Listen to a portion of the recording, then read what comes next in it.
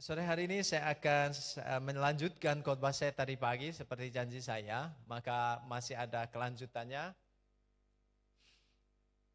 Mari buka Alkitab Saudara masih di dalam Lukas 18. Lalu kita akan baca ayat yang ke-35 sampai ayat 43.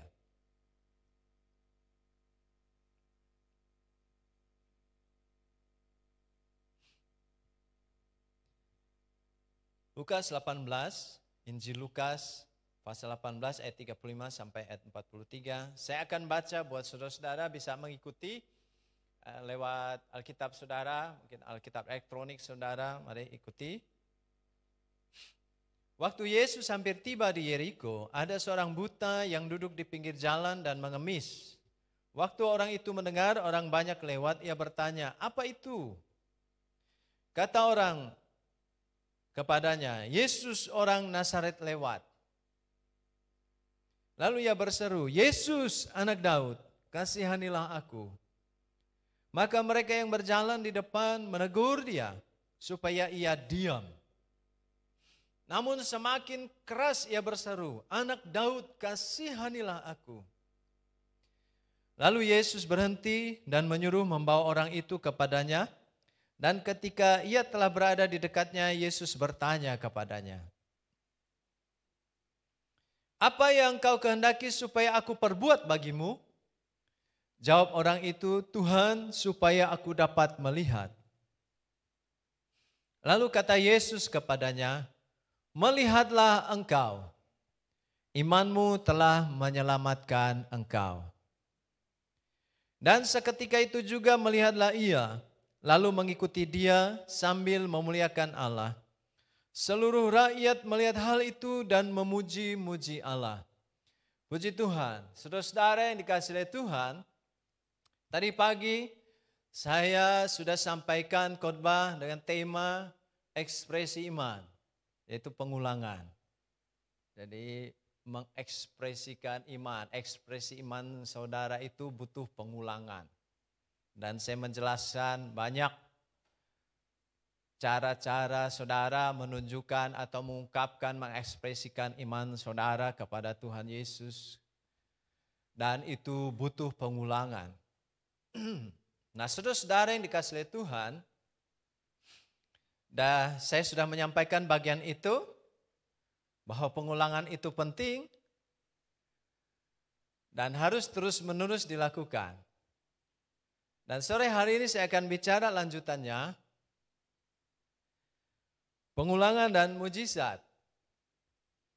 Saudara-saudara yang dikasihi Tuhan, kalau sesuatu yang diulang-ulang itu biasanya kita sebagai manusia itu kadang ngerasa bosan ya. Sesuatu yang terus-menerus diulang-ulang dan bosan. Iya. Cenderung kita berhenti di tengah perjalanan karena merasa bahwa sesuatu yang kita lakukan hal yang sama. Tapi rupa-rupanya di satu sisi yang lain, saudara-saudara saya sudah menyampaikan bagian tentang pengulangan tiga kunci rahasia sukses di tahun 2020 di awal tahun lalu, salah satunya adalah pengulangan. Rupanya ada banyak orang yang berhasil. Rahasia keberhasilan mereka karena terus mengulangi apa yang baik, apa yang benar, mengulangi semua potensi terbaik dalam hidup mereka. Dan sore hari ini saya ingin bicara dari bagian ini dengan saudara-saudara. Mari kita belajar sama-sama bahwa ternyata ketika saudara saya mengulangi banyak ekspresi iman saudara kepada Tuhan. Kalau di bagian awal pagi tadi bicara tentang doa, doa itu kata yang dipakai punya banyak turunan artinya. Berbicara tentang ucapan syukur, ya doa itu sendiri, doa pribadi, doa syafaat, bicara tentang penyembahan saudara pribadi, penyembahan bersama kepada Tuhan, bicara tentang ibadah, diartikan juga dengan ucapan syukur dan yang lainnya. Punya arti yang sangat luas. Dan Yesus katakan ulangi. Kalau itu adalah ekspresi imanmu, maka engkau perlu terus mengulangi hal tersebut. Mengapa itu penting? Saudara-saudara, mari kita lihat pada sore hari ini setelah terlatih, maka itu akan membentuk saudara, membentuk iman saudara menjadi semakin tidak hanya semakin kuat, tapi semakin tajam dan peka, saudara-saudara, semakin mahir saudara ya dengan iman saudara. Saudara-saudara yang dikasihi Tuhan, perikop yang saudara baca bicara tentang seorang yang buta dan tidak ada banyak penjelasan yang diberikan tentang orang buta ini. Hanya disebutkan bahwa ia buta, lalu karena kebutaannya mungkin dia terbatas, kemudian akhirnya mengemis. Namun di Injil yang lain, maksudnya seperti di Matius, dia bicara tentang orang buta juga di narasi ini, tapi dijelaskan di sana 2 orang buta. Nah di Markus juga bicara tentang yang buta. Nah di Markus ada identitasnya. Rupa-rupanya orang buta ini punya nama. Namanya ada Bartimeus. Ayahnya Timeus namanya, saudara-saudara. Saudara-saudara yang dikasihi Tuhan, walaupun penjelasannya begitu terbatas, tidak banyak yang kita ketahui kapan, berapa lama dia buta, apakah sejak lahir atau di perjalanan waktu dia tumbuh dari kecil sampai besar. Nah saat ini dia usia berapa, tidak ada informasi yang diberikan, tapi itu cukup paling tidak untuk menjadi gambaran atau menjadi simbol bagi saudara dan saya, baik Injil Matius, Injil Markus, Injil Lukas, sama-sama menyaksikan ada seorang, dia memiliki keterbatasan di dalam hidupnya. Dia memiliki pergumulan di dalam dirinya karena ada bagian hidupnya yang sangat terbatas. Jadi dia tidak bisa menjadi maksimal oleh karena keterbatasan tersebut. Dan saya pikir itu baik. Di 3 Injil yang Matius, Markus, Lukas menyaksikan buat kita bahwa kalau itu kita jadikan gambaran atau simbol bagi kita sebagai manusia yang berada pada situasi yang juga kadang serba terbatas, ya.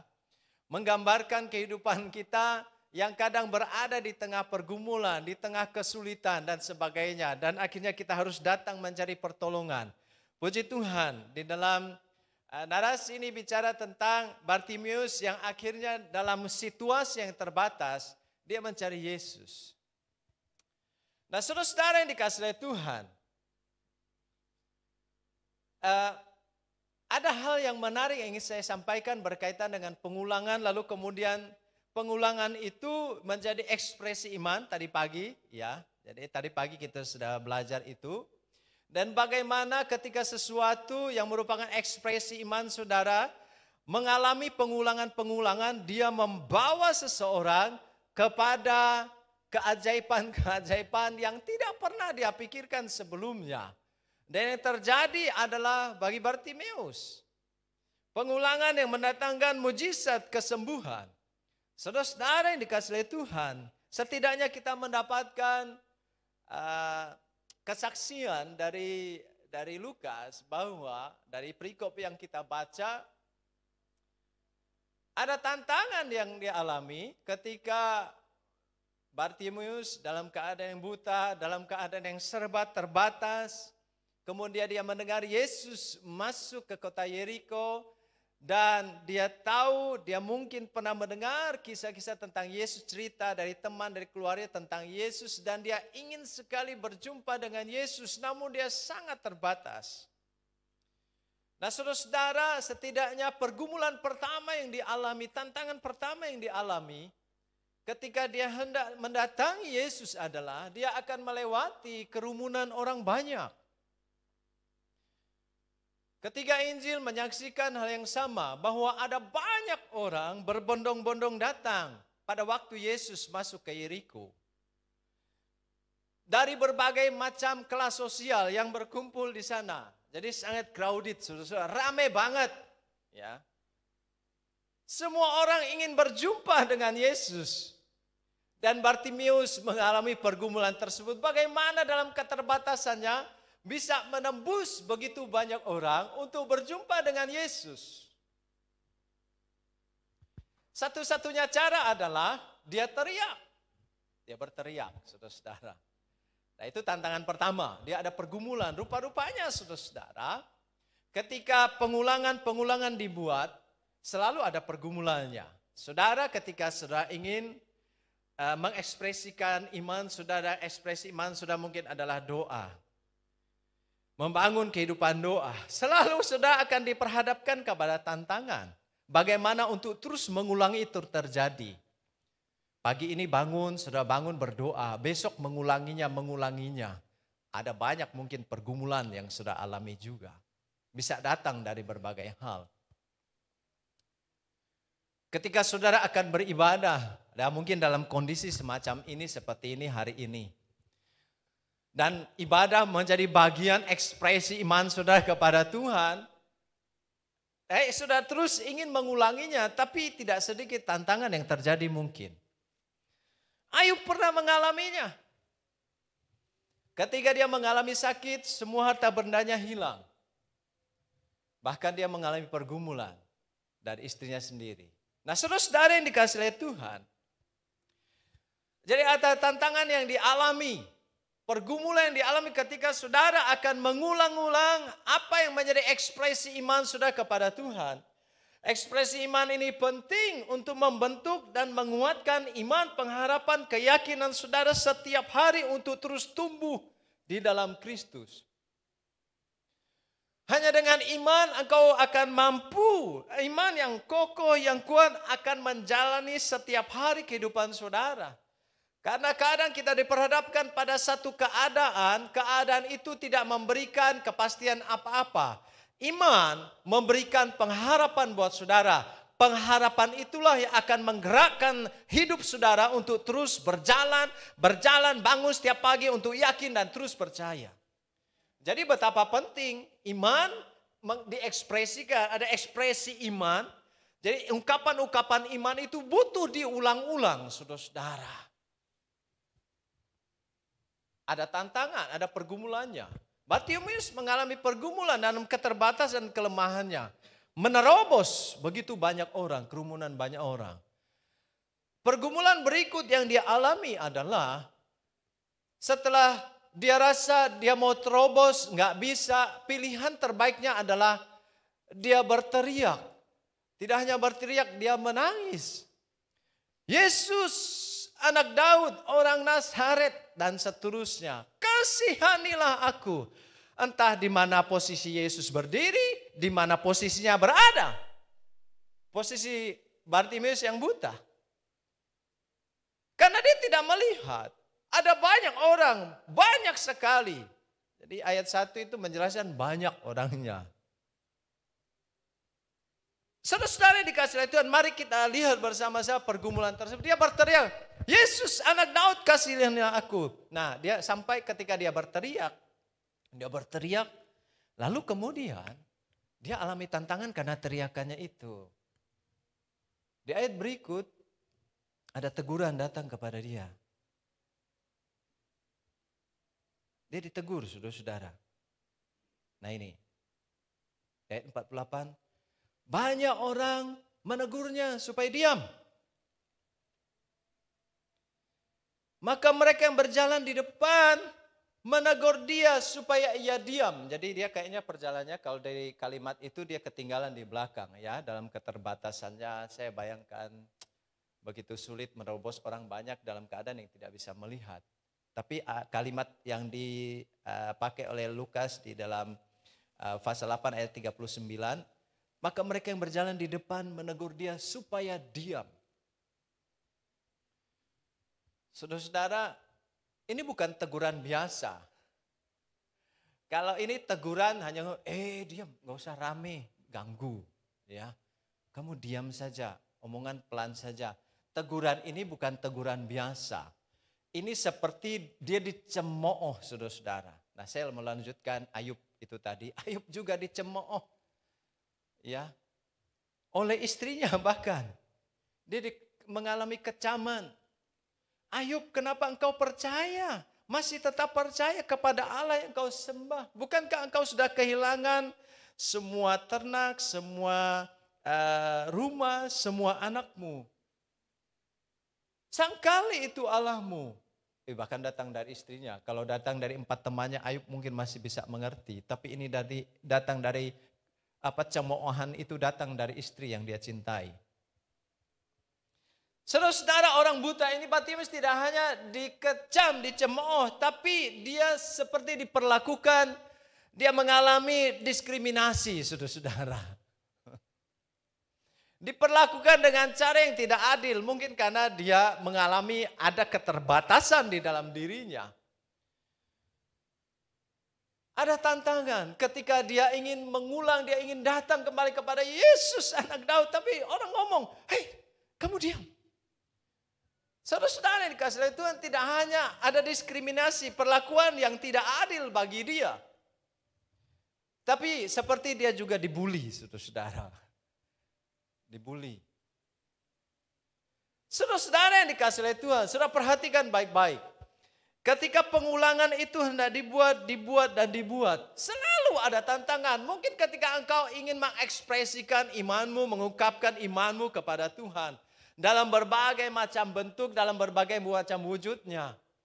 Selalu ada tantangan, sudah ingin mengulanginya, ada pergumulan, ada tantangan di hadapan saudara. Kalau yang Bartimeus yang buta, dia sampai dibully, dia dicemooh, dia mengalami kecaman, dia mengalami diskriminasi. Saya berdoa, jika ada di antara saudara malam hari ini engkau pernah mengalami, engkau pernah merasa karena engkau ingin mengekspresikan imanmu kepada Tuhan.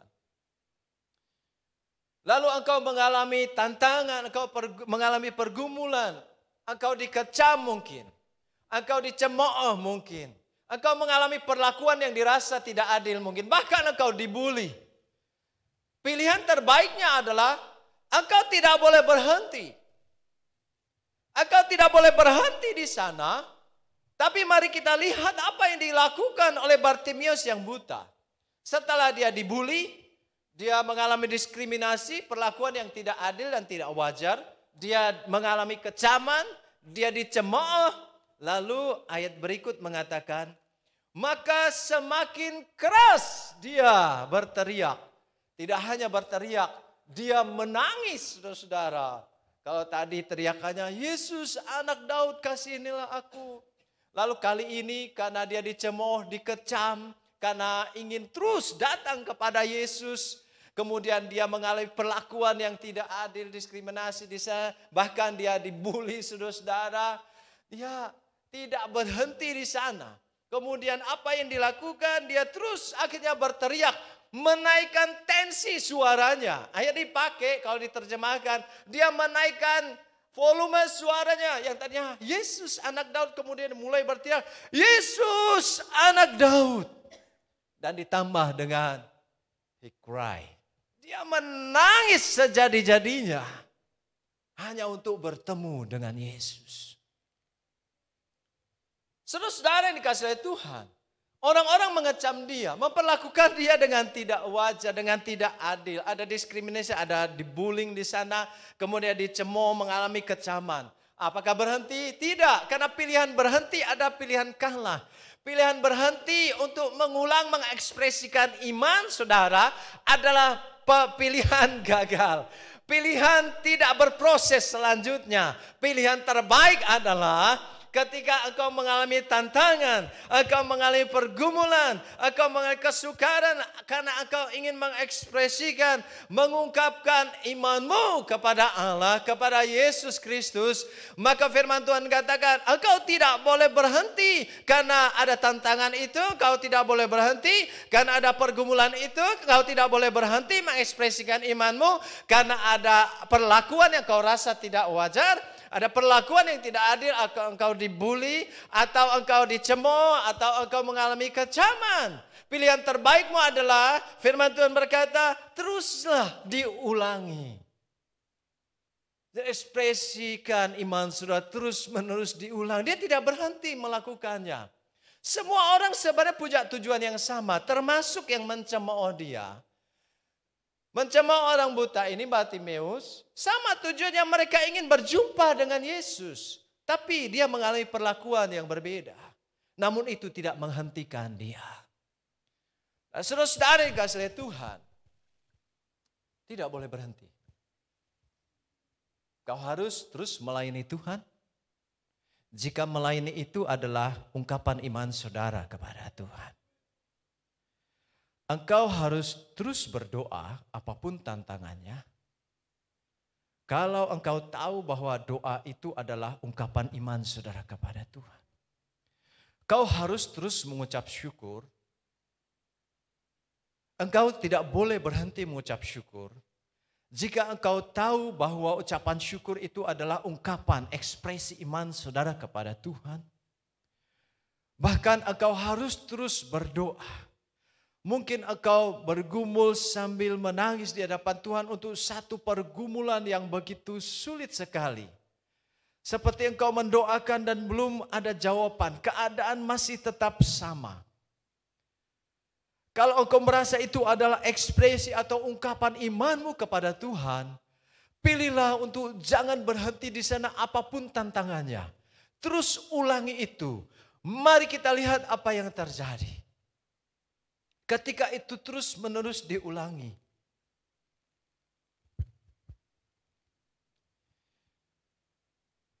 Ayat 42.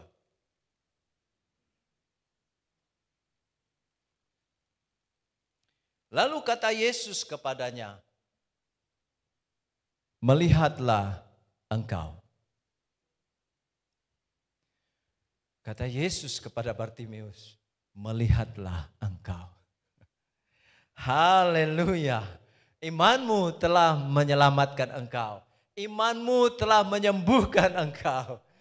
Apa yang engkau ulang-ulangi dari iman yang engkau tunjukkan telah menyembuhkan engkau. Mendatangkan mujizat bagi hidupmu. Sekarang melihatlah engkau. Setelah engkau melewati pergumulannya, melewati tantangannya, engkau tidak berhenti karena ada tantangan. Engkau terus mengekspresikan imanmu, ungkapkan imanmu di hadapan Tuhan.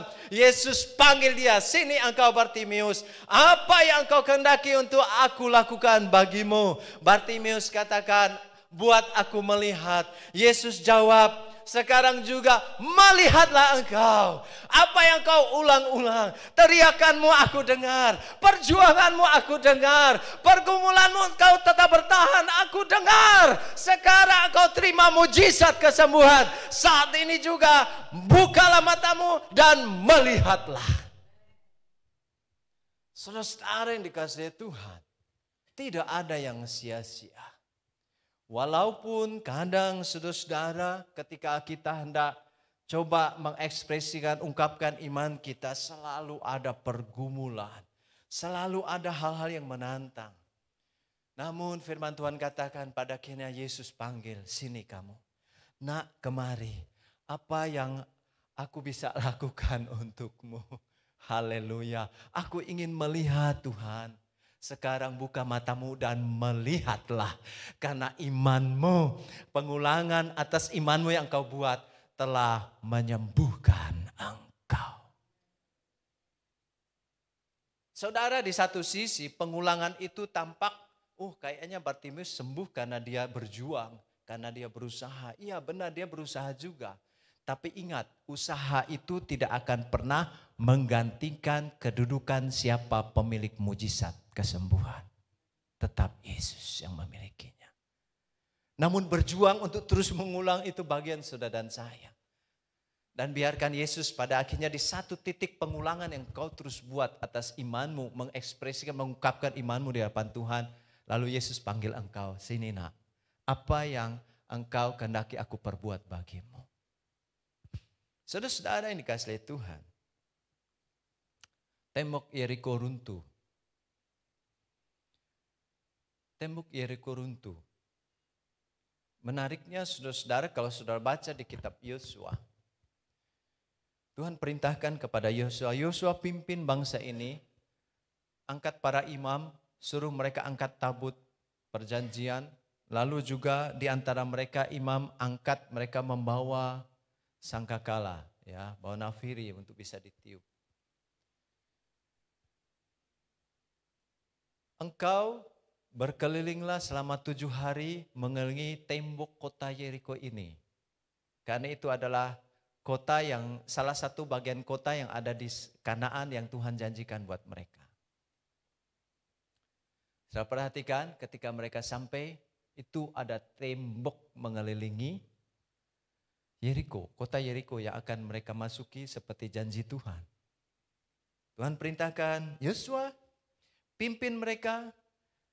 Ada rombongan imam, pengangkat tabut Allah, ada rombongan imam yang meniup sangkakala, ada pasukan.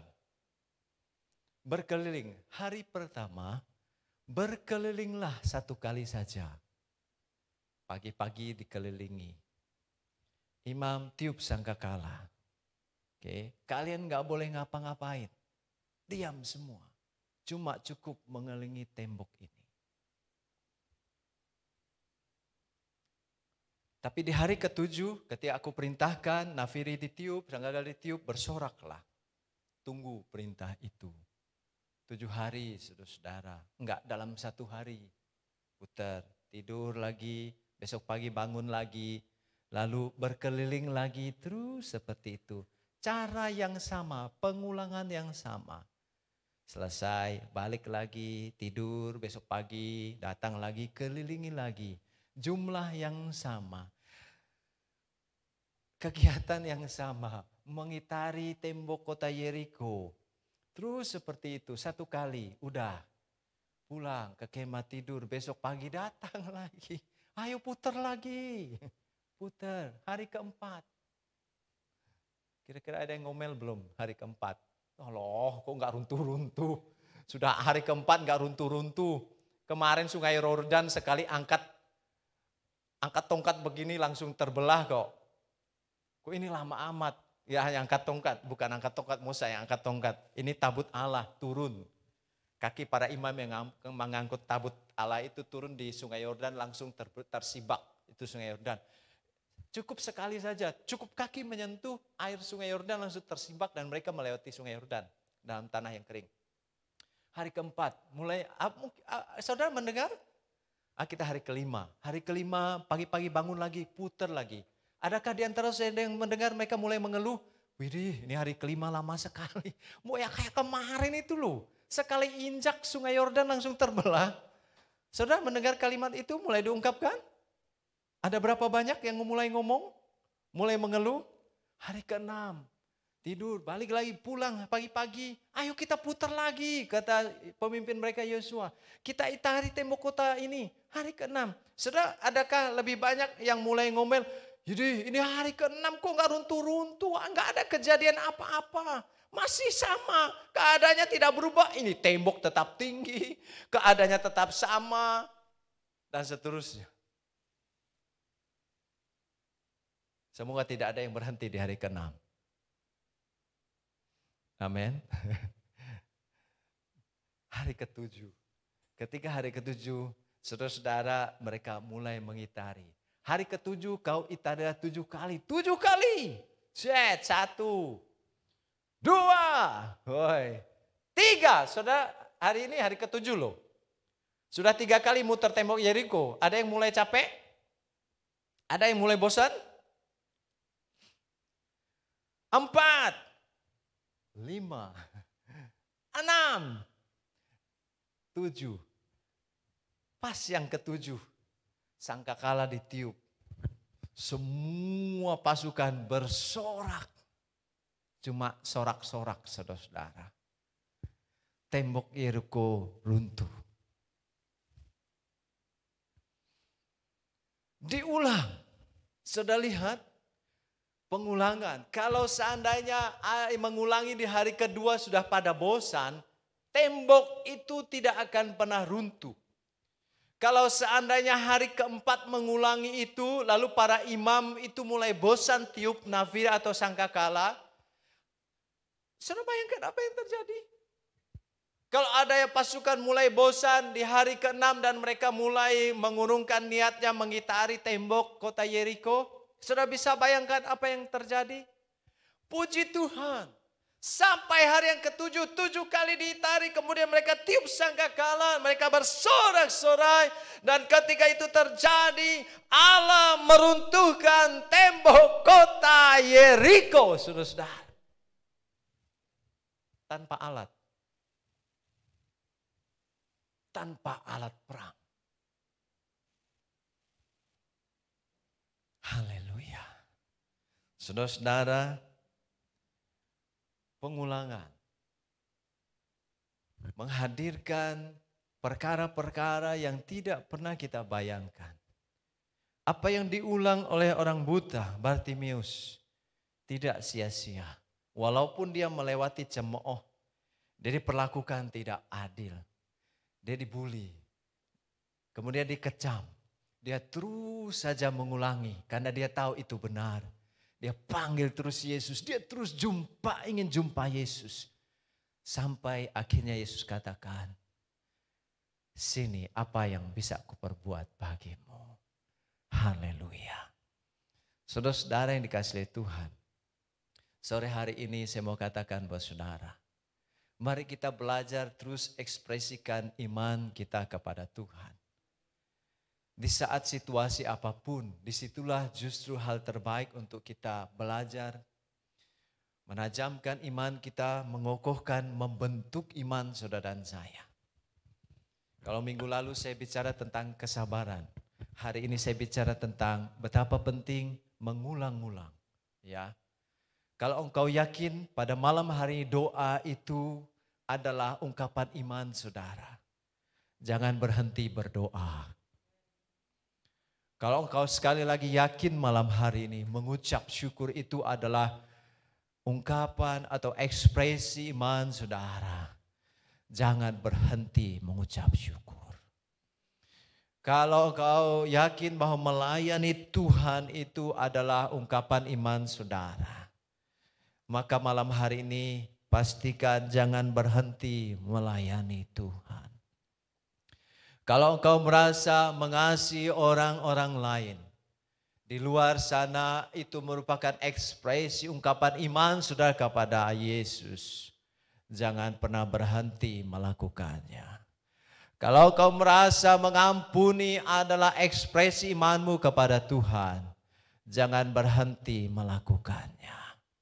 Kalau engkau merasa ketaatan itu adalah ekspresi imanmu kepada Tuhan, maka jangan berhenti engkau melakukannya.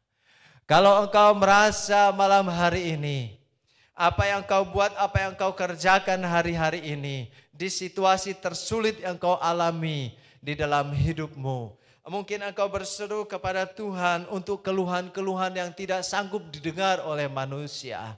Dan kau rasa udahlah cukup, aku ingin mengakhirinya. Tapi engkau dengar firman Tuhan malam hari, kau rasa malam itu adalah ekspresi imanmu kepada Tuhan. Ungkapkanlah itu terus di hadapan Tuhan.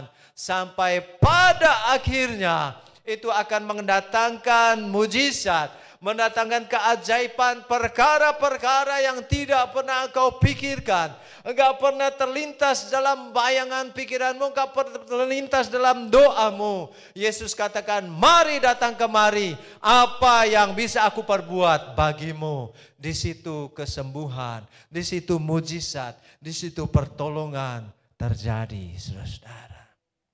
Saudara-saudara yang dikasihi Tuhan, biarlah kita semua akan dikuatkan. Terus ulangi apa yang menjadi ungkapan iman saudara kepada Yesus Kristus. Karena itu tidak akan pernah sia-sia. Mungkin saudara katakan malam ini, aduh saya rasa capek. Saya rasa sudah tidak mampu, saya bosan. Jangan berhenti, engkau belum sampai di akhirnya. Biarkan Yesus akan menjawab itu buat saudara malam hari ini. Tuhan memberkati saudara. Mari kita akan berdoa. Haleluya, haleluya.